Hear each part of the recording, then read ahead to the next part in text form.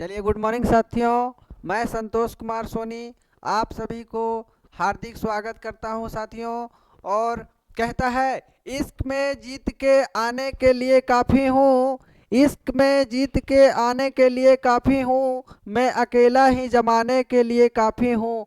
मेरे हर एक ख्वाब को मेरे हर एक ख्वाब को ख्वाब समझने वाले साथियों, मेरे हर एक ख्वाब को ख्वाब समझने वाले साथियों, मैं आपकी नींद उड़ाने के लिए काफ़ी हूँ।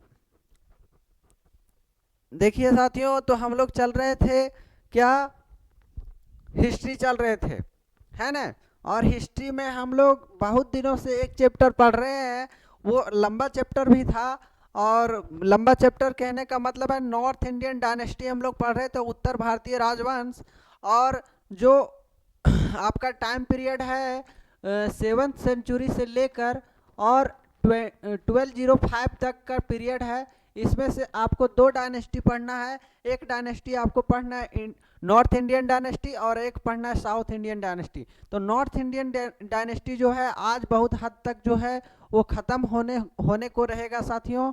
और कल से जो है वो हम लोग चलेंगे साउथ इंडियन डायनेस्टी। उसके बाद हम मेडिएवल में क्रॉस कर जाएंगे और दिल्ली सल्तनत पढ़ेंगे, और दिल्ली सल्तनत के बाद हम लोग मुगल काल पढ़ेंगे। और उसके बाद हम लोग विजयनगर साम्राज्य को ख़त्म करते हुए हम लोग चलेंगे मॉडर्न हिस्ट्री में। और मॉडर्न हिस्ट्री से सारे चैप्टर इंपॉर्टेंट है, बहुत पूछता है, एकदम धुआंधार। ठीक है, तो चलिए आगे चलते हैं।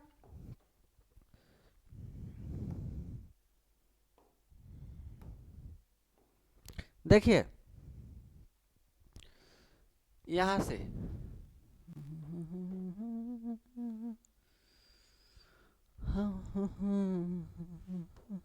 देखिए हिस्ट्री है ये।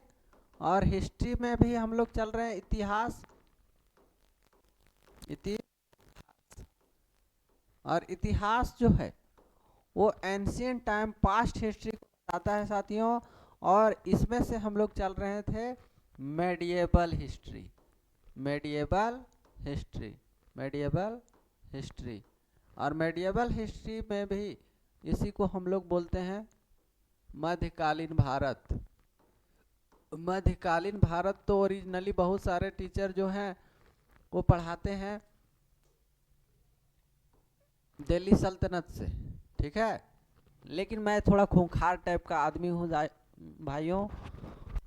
मध्यकालीन भारत मैं पहले से थोड़ा पढ़ाता हूँ।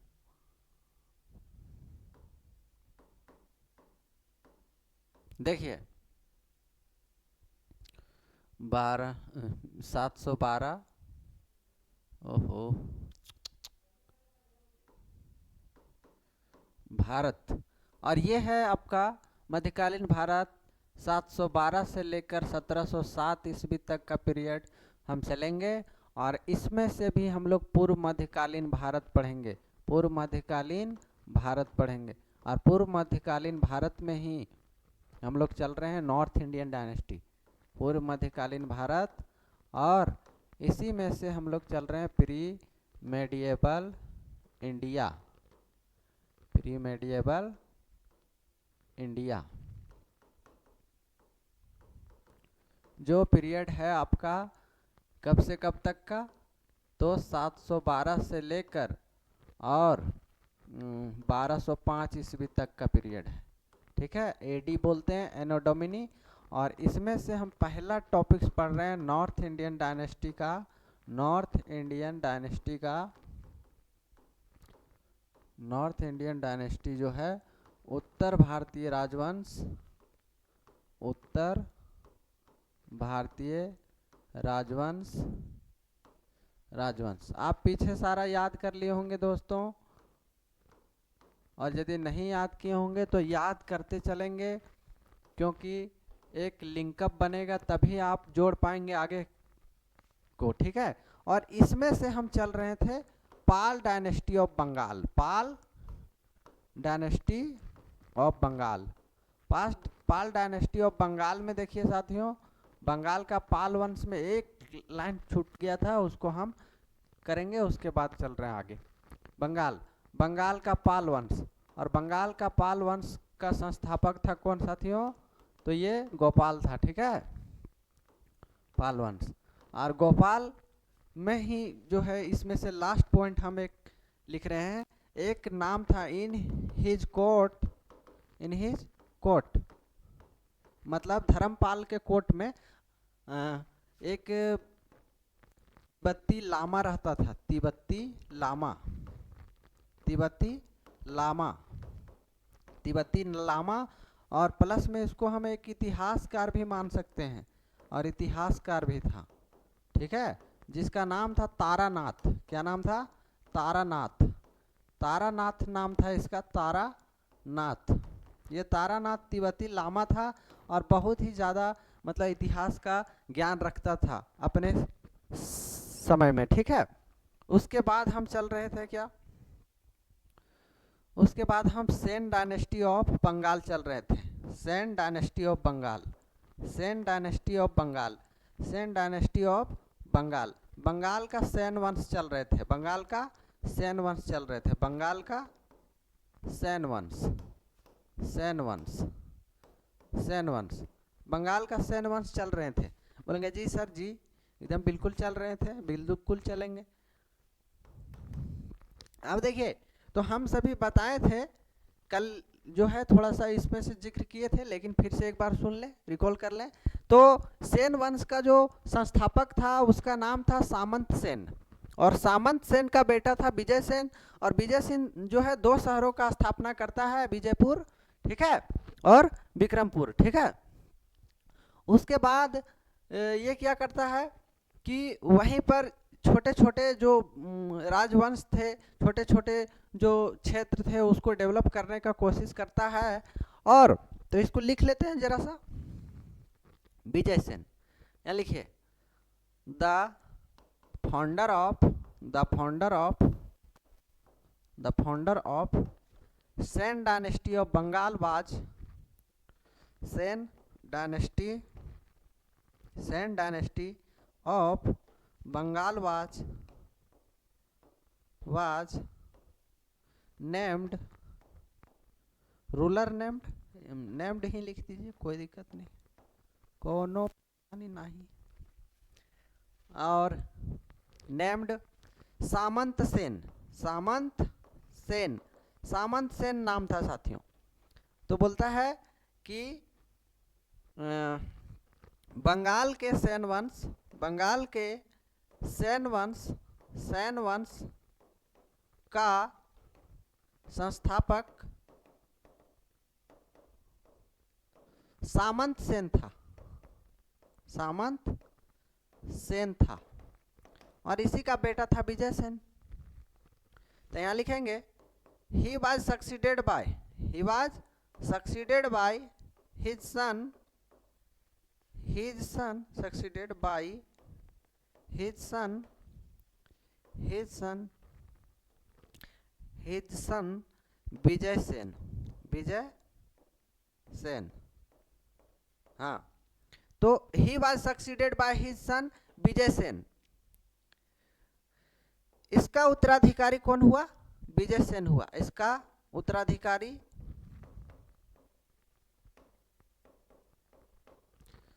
इसी का पुत्र, इसी का पुत्र, इसी का पुत्र विजय सेन हुआ। कौन हुआ? विजय सेन हुआ, ठीक है। जल्दी से कॉपी कर लीजिए साथियों।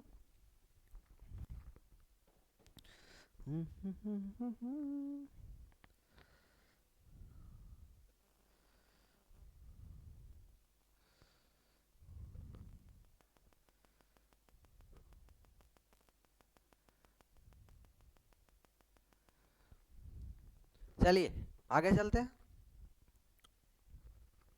नेक्स्ट,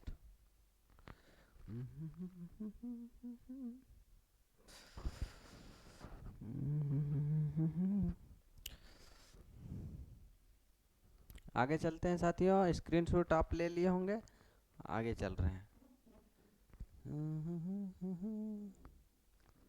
देखिए जरा सा यहाँ समझिए। अब विजय सेन, विजय सेन जो है in his ruling period, in his ruling period, अपने रूलिंग पीरियड में Vijay Sen he founded two cities, he founded two cities, दो सिटीज को ये स्थापना करता है अपने शासनकाल में, अपने शासनकाल में, अपने शासनकाल में इन्होंने यानी विजय सेन ने, इन्होंने दो शहरों की स्थापना की, दो शहरों की स्थापना की। और वो दो शहर कौन कौन से थे? तो दो शहर का नाम हम लिख रहे हैं साथियों। एक था विजयपुर, बोलेंगे जी सर बिल्कुल लिखिए, मस्ट टनाटन है।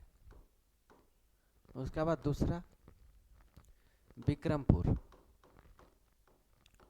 विक्रमपुर, विक्रमपुर।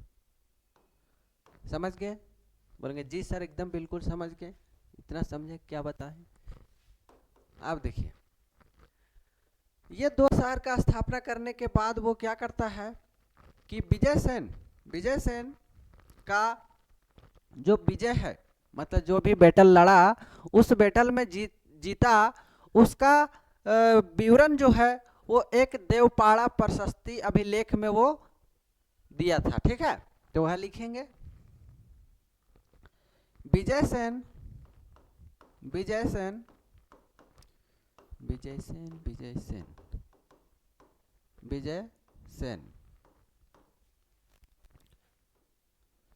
के विजयों का विजयों मतलब विक्ट्री, क्या? विक्ट्रीज। ठीक है, विजयों का विवरण मतलब होता है डिस्क्रिप्शन बोलते हैं, डिस्क्रिप्शन में लिंक है साथियों, है ना। विवरण इसका विवरण कहाँ मिलता है? तो देवपाड़ा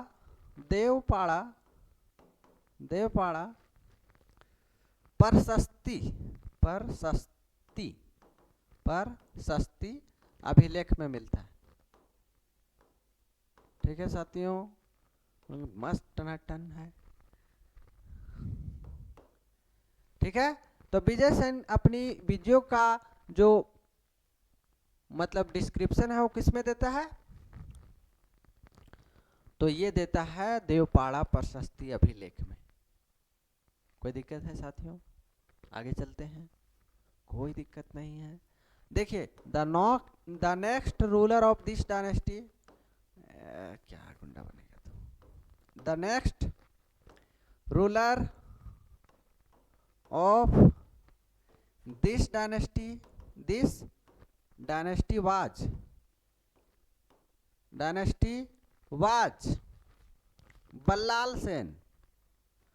बल्लाल सेन था इसका अगला रूलर। बल्लाल सेन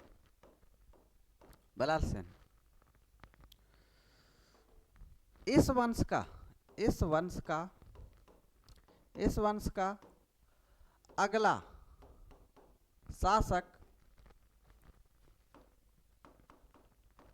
शासक कौन हुआ? बल्लाल सेन हुआ। Ballal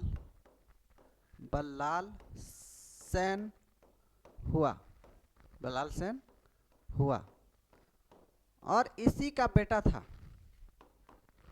he was succeeded by his son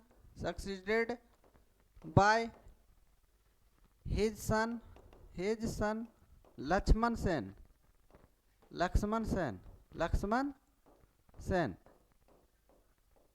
1178 का बात है साथियों। इसका उत्तराधिकारी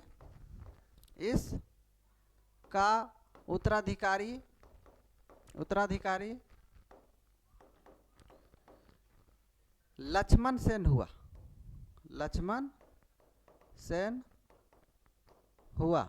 और 1178 ईस्वी में इन्होंने क्या किया, 1178 ईस्वी में इन्होंने अपने नाम पर अपने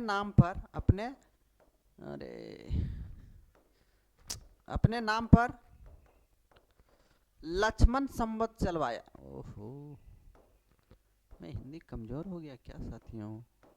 लक्ष्मण संवत चलवाया अपने नाम पर, 1178 में ही अपने नाम पर ये लक्ष्मण संवत चलाया।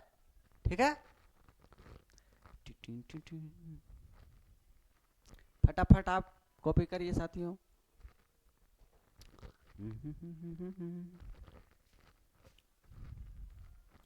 स्क्रीनशॉट लीजिए जल्दी जल्दी,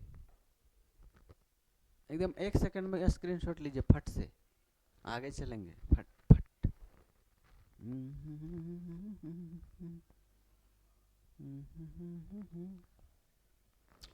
देखिए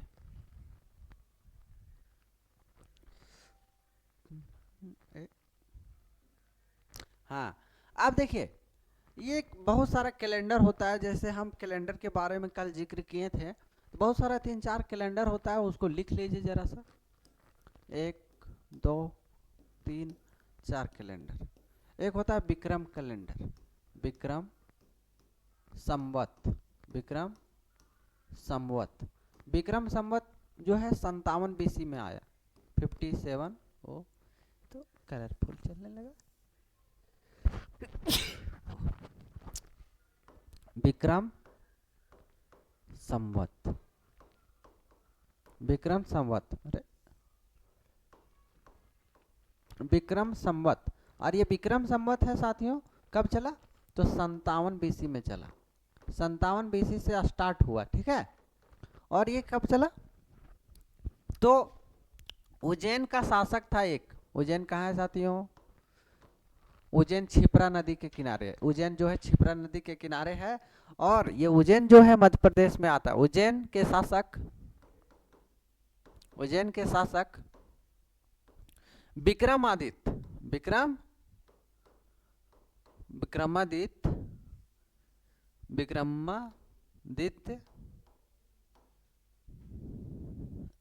ने शकों को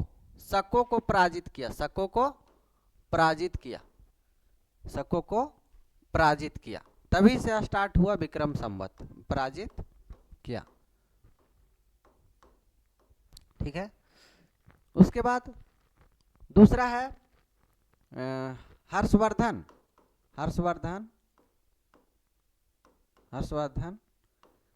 के बारे में। ये हर्षवर्धन जो है वो हिंदू राजा था, हर्षवर्धन। और जब गद्दी पर बैठता है हर्षवर्धन, गद्दी पर जब बैठा, हर्षवर्धन का सिंहासन पर बैठना,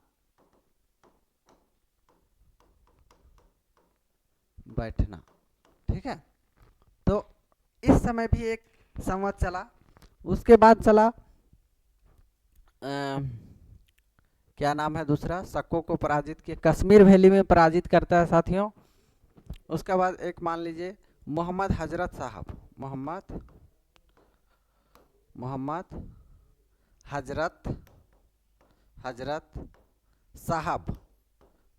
हजरत साहब, तो 622 ईस्वी में जो है, 622 ईस्वी में ये मोहम्मद साहब जो है, मोहम्मद साहब मक्का से मदीना चले गए, मोहम्मद साहब मक्का से कहाँ चले गए, मोहम्मद साहब मक्का से मदीना चले गए, मक्का से कहाँ चले गए, मदीना चले गए।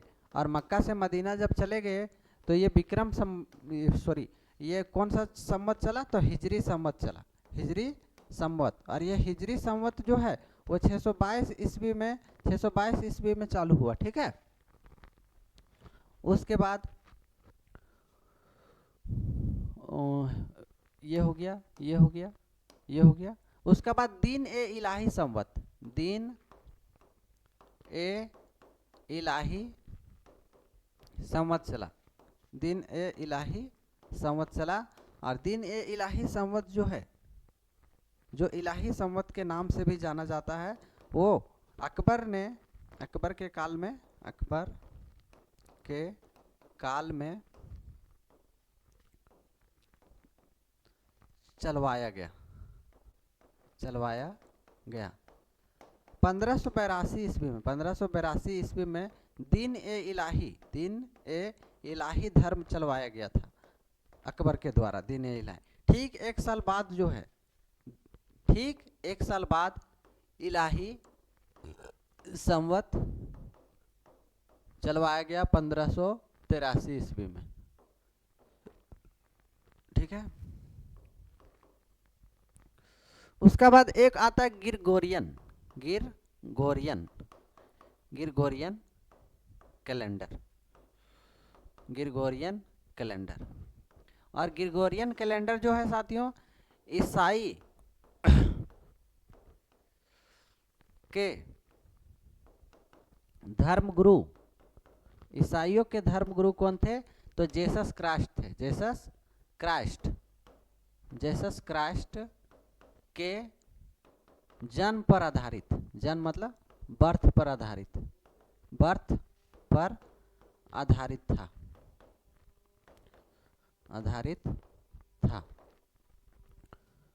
ठीक है, जल्दी से इसको कॉपी करिए।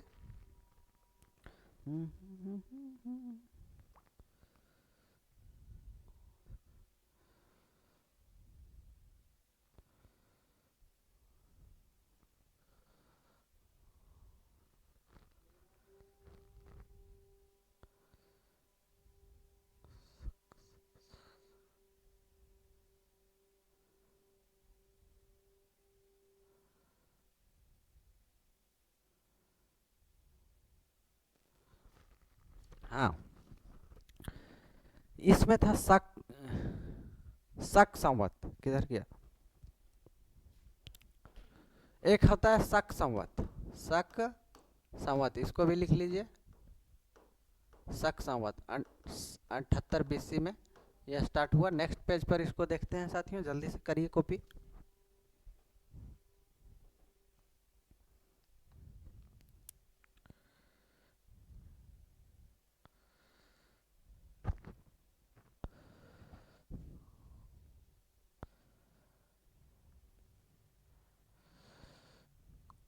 हाँ, देखिए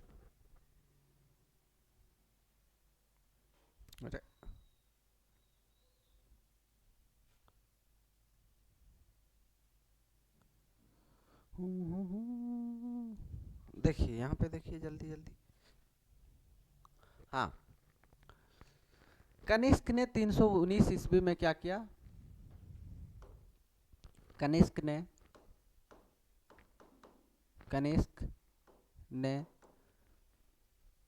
शकों को पराजित किया।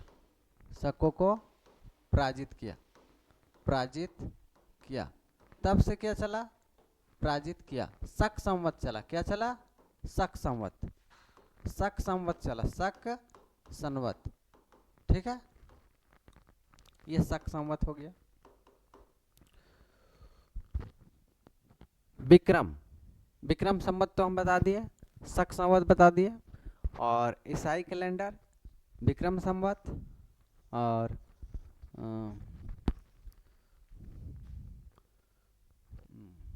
गुप्त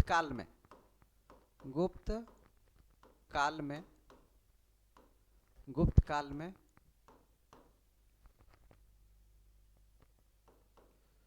चंद्रगुप्त मौर्य के द्वारा, चंद्रगुप्त मौर्य ने भी संवत चलवाया था। लेकिन जब ये लक्ष्मण सेन का समय था, लक्ष्मण सेन जब का टाइम पीरियड था, तो इन his ruling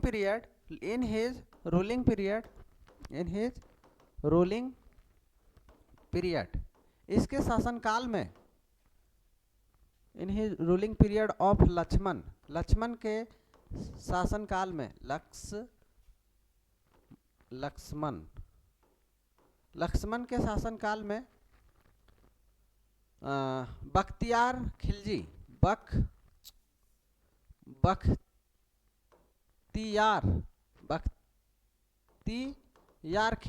Bakhtiyar Khilji in his ruling period Bakhtiyar Khilji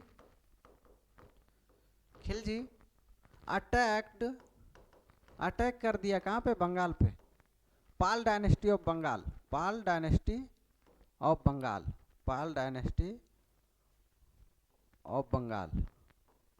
Bengal पर अटैक कर दिया साथियों। उसके बाद उसको डिस्ट्रॉय भी करता है, एंड डिस्ट्रॉय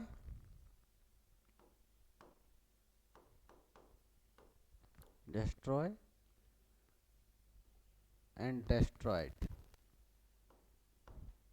है ना। लक्ष्मण सेन के शासनकाल में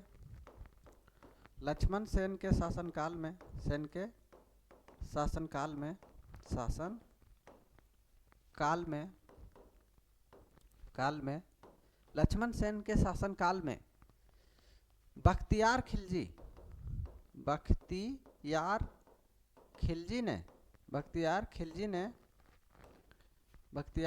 ने बंगाल के पाल वंश पर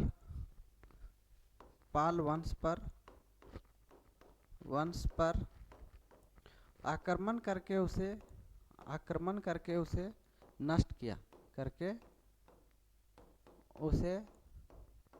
नष्ट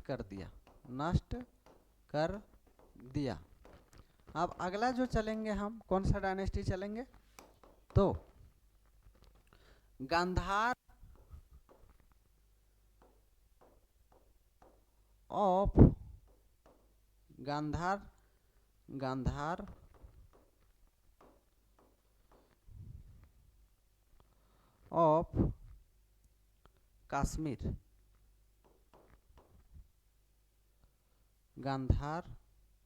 ऑफ कश्मीर,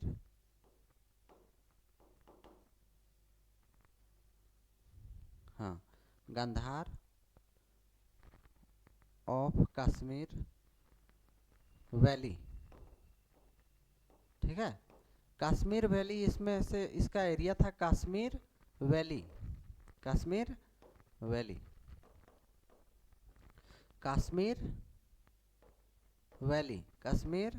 घाटी, इसका एरिया, टेरिटरी जो था, क्षेत्रफल जो था वो कश्मीर वैली में था। कहाँ पर था, कश्मीर वैली में, गांधार का कश्मीर एरिया था।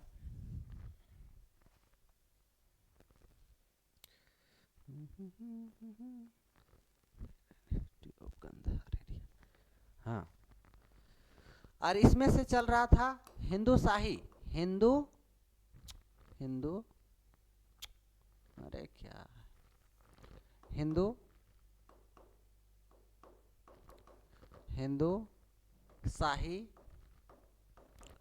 डायनेस्टी ऑफ गांधार,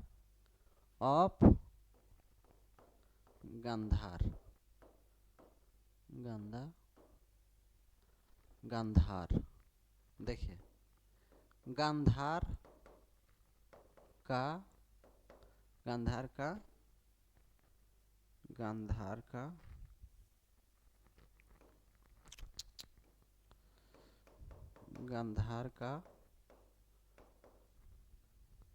कश्मीर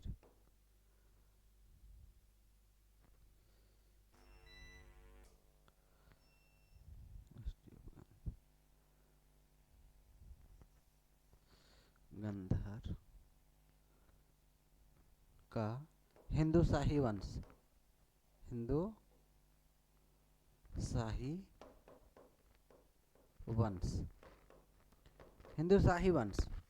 ठीक है। इस वंश का सबसे जो महानतम शासक माना जाता है वो जयपाल को माना जाता है। वही जयपाल जो पंजाब के शाही राजा था, पंजाब का शाही राजा था, ठीक है। तो इसका जो संस्थापक था वो कल्लर था। कौन था, कलर कलर कलर। आगे चलते हैं, आगे चलते हैं बच्चों। Colour,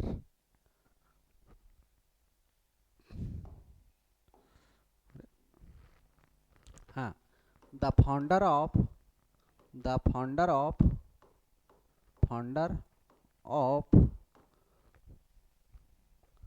Gandhara of, Gandhar of Hindu Shahi dynasty was, Hindu Shahi dynasty was, dynasty was Kallar. कौन था? कल्लर, कल्लर। ठीक है। गांधार के, गांधार के हिंदू शाही, हिंदू शाही, हिंदू शाही वंश का, वंश का संस्थापक यानी फाउंडर,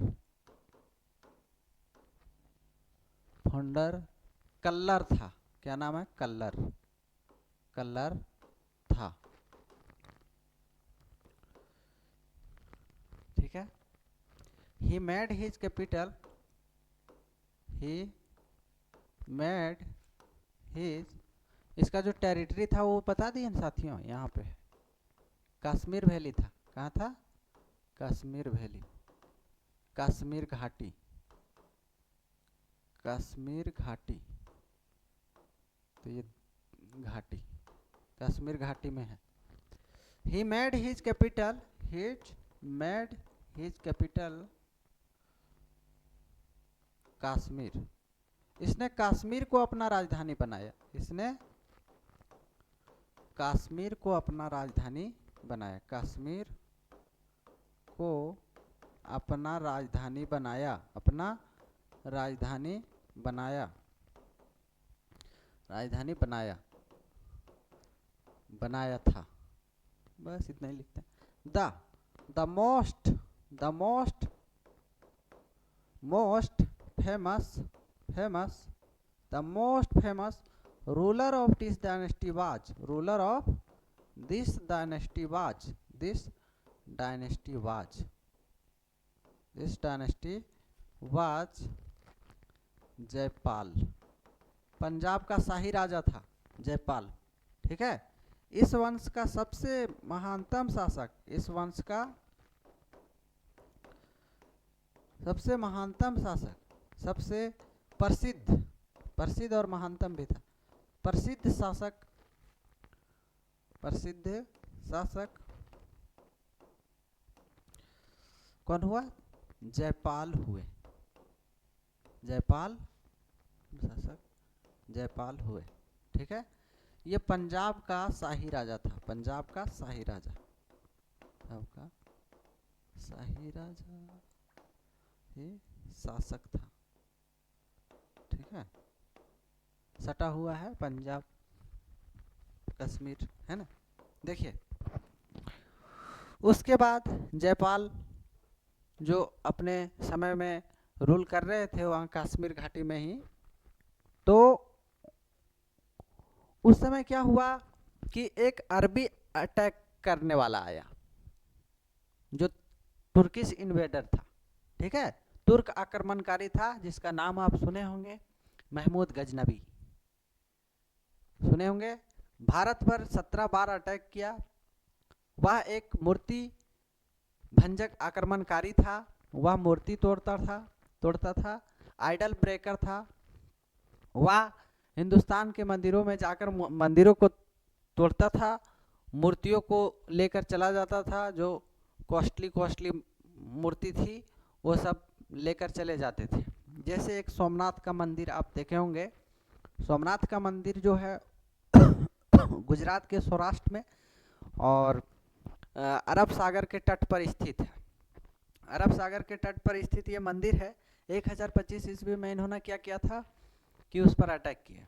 अटैक करने के बाद 20 लाख दिनार का पैसा हाथ लगा, उसे लेकर वो जा रहे थे।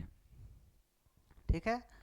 और जाने के क्रम में वो अनिलवाड़ा के शासक जो उस मंदिर की रक्षा करते थे, उस मंदिर की रक्षा करने वाले अनिलवाड़ा के शासकों, जो अभी मूलराज के बारे में बताए थे साथियों, तो वो सब अटैक में जो है उन पर अटैक कर दिए जाते समय, और इससे काफ़ी क्रोधित हुआ और फिर से वो 1027 ईस्वी में जाटों पर अटैक करता है और मात्र 3 साल के बाद उनका डेथ हो जाता है।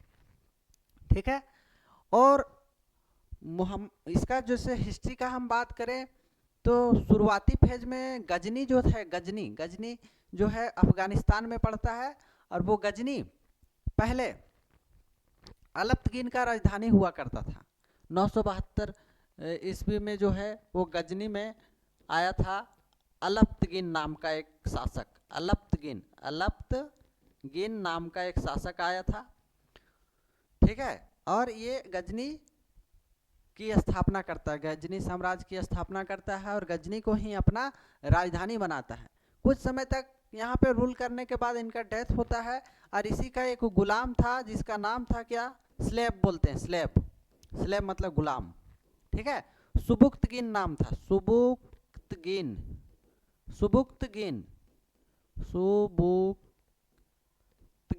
ये सुबुक्तगीन जो थे वो इनके गुलाम थे अलप्तगीन के। मतलब जैसे आप देखेंगे जब कुतुबुद्दीन ऐबक के काल में चलेंगे तो देखिएगा आलदोज, जैसे मोहम्मद गौरी का गुलाम था आलदोज, कुबाचा, उसका बाद कुतुबुद्दीन ऐबक, तो ये सब उसके गुलाम थे। उसमें से सबसे बड़े दावेदार के रूप में दिल्ली सल्तनत में लेकर आता है किसको, कुतुबुद्दीन ऐबक को। ठीक है। तो उसको हम बस कुछ ही क्षणों में, लगता है कि 1-2 सप्ताह के बाद स्टार्ट करेंगे, उसको भी बताया जाएगा, थोड़ा पेशेंस रखेंगे। तो सुबुक्तगीन जो था वो 977 ईस्वी में गद्दी पर बैठता है। कब? 977 ईस्वी में गद्दी पर बैठता है। और इससे पहले 972 से लेकर 977 ईस्वी तक प्रीतिगीन ने यहाँ पे, प्रीतिगीन नाम का एक शासक था, वो भी यहाँ पर क्या करता है, रूल करता है। लेकिन 977 ईस्वी में वो गद्दी पर बैठता है। सुबुक्तगीन कौन था? तो सुबुक्तगीन जो है वो महमूद गजनी के पिता है, महमूद गजनी के पिता है। और महमूद गजनी का जन्म जो है 1 नवंबर 971 ईस्वी में हुआ था। 977 ईस्वी में जब इसका पिताजी शासन कर रहा था गजनी में, तब ये खुरासान नाम का एक जगह पड़ता है, उस जगह का ये शासक था, उस समय उस जगह का ये रूलर था। ठीक है। लेकिन क्या होता है कि जब अटैक होता है यहाँ पे, सुबुक्तगीन जो है वो युद्ध में मारा जाता है, तो वो वहाँ से आता है। ठीक है, महमूद गजनी, और ये प्रण लेता है कि हम हर साल एक एक अटैक करेंगे, हर साल एक एक अटैक करेंगे। और ये पहला अटैक करेगा यहाँ पे 1001 ईस्वी में। ठीक है, 1001 ईस्वी में फर्स्ट अटैक। तो फर्स्ट बैटल ऑफ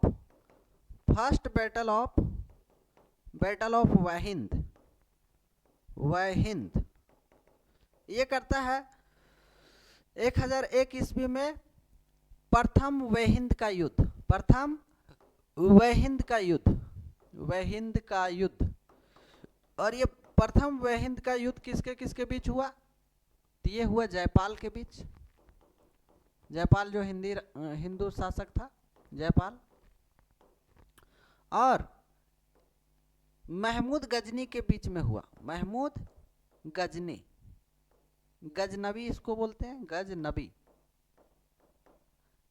अब देखिए हिंदी यहाँ लिखना पॉसिबल तो नहीं है, लेकिन लिख दे रहे हैं, महमूद गजनबी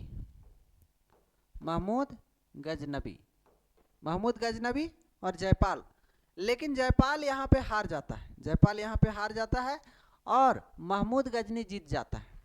मतलब जिसके पे हम करेक्ट का साइन लगाएंगे वो जीत रहा है, और जिस पे क्रॉस का चिन्ह लगाएंगे उसका पत्ता साफ हो गया है। ठीक है, तो ये बात यहाँ से समझिए कि यहाँ पे महमूद गजनी ने किसको हरा दिया? जयपाल को हरा दिया, और उस पर व्यंग कर दिया। उस पर जो है वो थोड़ा सा मजाकिया लहजा में व्यंग करना, मतलब होता है कि मजाकिया लहजा में उसको अपमान करना, ठीक है। तो इस चीज को वो सहन नहीं कर पाया और ही कमिटेड सुसाइड, ठीक है। अब देखिए,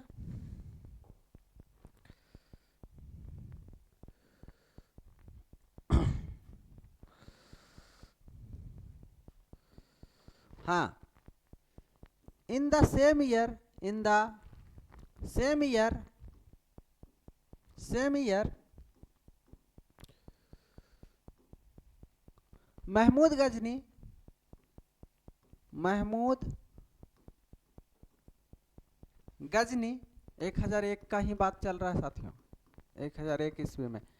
इन the same year Mahmud Ghazni, Ghaznavi defeated Jaipal,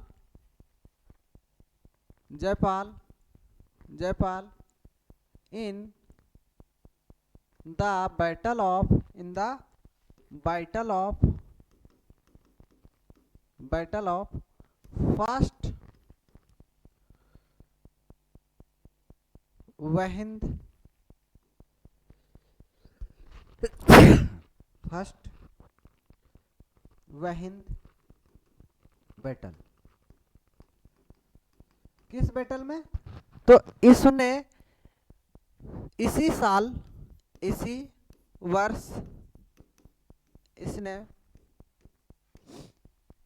यानी इसने मतलब महमूद गजनी ने, महमूद गजनी ने, महमूद, महमूद गजनी ने जयपाल को पराजित किया, जयपाल को पराजित किया मतलब हरा दिया, पराजित किया, ठीक है, हरा दिया। और after his defeating from, after defeating, after defeating by Mohammad, by Mahmud Ghazni, Mahmud Ghazni, Mahmud Ghaznavi, Mahmud Ghaznavi, Jaipal committed suicide, Jaipal committed suicide. Jaipal क्या करता है? सुसाइड कर लेता है। व्यंग उस पे किया था, उसको अपमान लगा और वो महमूद गजनी से हारने के बाद, महमूद गजनी से हारने के बाद, से हारने के बाद, यानी पराजित होने के बाद, होने के बाद, के बाद जयपाल ने आग में कूदकर, आग में कूदकर जान दे दिया था, ठीक है। जयपाल ने आत्महत्या कर ली, आत्महत्या कर ली, ठीक है। अब इसका बेटा आता है, he was succeeded by his son Anand Pal, इसका बेटा आता है आनंद पाल, ठीक है। वो भी हार जाता है सेकेंड बैटल ऑफ हिंद में। उसके बाद इसका इस जो देखिए, he was succeeded by, he was succeeded by, succeeded by his son, his son Anand Pal, his son आनंद पाल, आनंद पाल। इसका उत्तराधिकारी, ओहो, इसका उत्तराधिकारी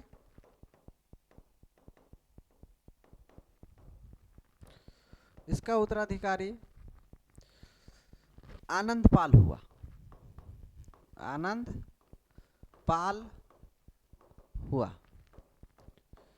he was also defeated by, इसको देख लेते हैं जरा सा यहाँ पे, ओहो,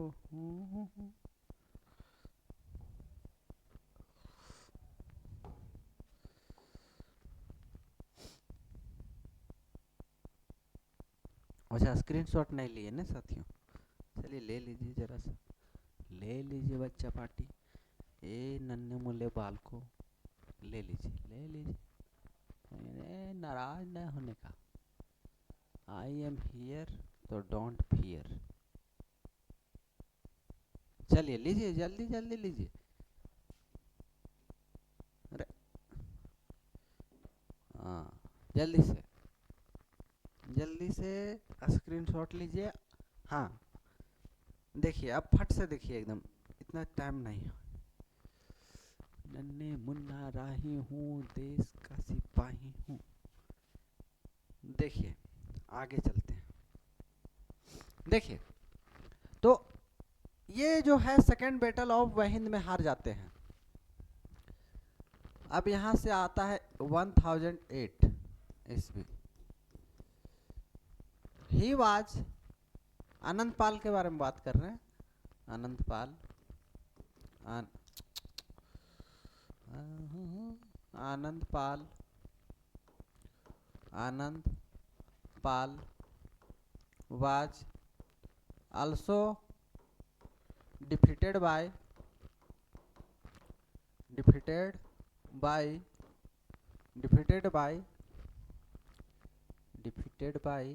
महमूद गजनी, महमूद गजनवी।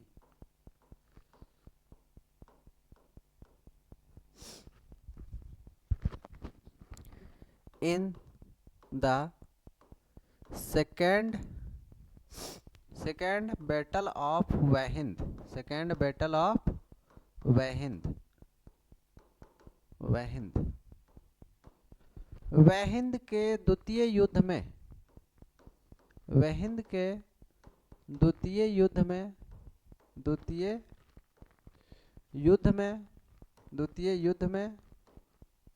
वहिंद के द्वितीय युद्ध में महमूद गजनी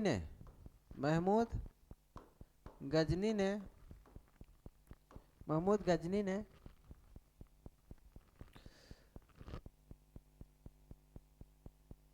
आनंद पाल को पराजित किया।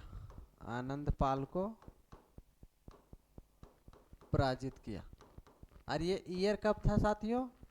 तो 1008 ईस्वी था, पराजित किया। ठीक है। अब देखिए थोड़ा सा महमूद गजनी के बारे में आप जान लीजिए।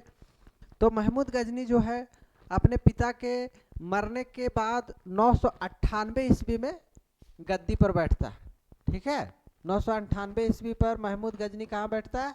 गद्दी पर। महमूद गजनी के बारे में हम बोलेंगे, लिखेंगे तो लिख तो नहीं पाएंगे हम, बहुत कुछ लिख दिए। तो देखिए खाली सिर्फ बोलेंगे, आपको ध्यान रखना है क्या क्या हम बोले हैं, नहीं तो नोट कॉपी आप फटाफट करेंगे। ठीक है। तो 998 ईस्वी में गद्दी पर बैठा जब, तो जब ये प्रण लिया कि हम हर साल एक एक अटैक करेंगे, तो ये पहले अटैक करता है 1000 ईस्वी में, फिर 1001 ईस्वी में, फिर 1008 ईस्वी में, इस तरह लगातार अटैक करता है। वो कब कब क्या अटैक करेगा वो हम बताएंगे जब टर्किश अटैक हम पढ़ाएंगे। ठीक है। टर्किश अटैक में हम पूरा आपको सीरियल वाइज से बता देंगे कि कौन कौन सा ईयर में कौन कौन सा अटैक किया। अभी आप औरली समझिए सिर्फ। तो 998, उसके बाद 1008 ईस्वी में नगरकोट में हमला किया। मूर्तिवाद का विरुद्ध पहला हमला बताया जाता है ये। उसके बाद एक कांस, थानेसर में एक कांस से निर्मित जो है वो आदमकद प्रतिमा था, उसको भी जाके रंगभूमि में रखवा दिया था। ठीक है। कांस से निर्मित आदमकद प्रतिमा को ये कहाँ रखवाया था? हरियाणा के थानेसर से लेकर गया था, आदमकद रंगभूमि में रखवाया। ठीक है। उसके बाद इसके समय में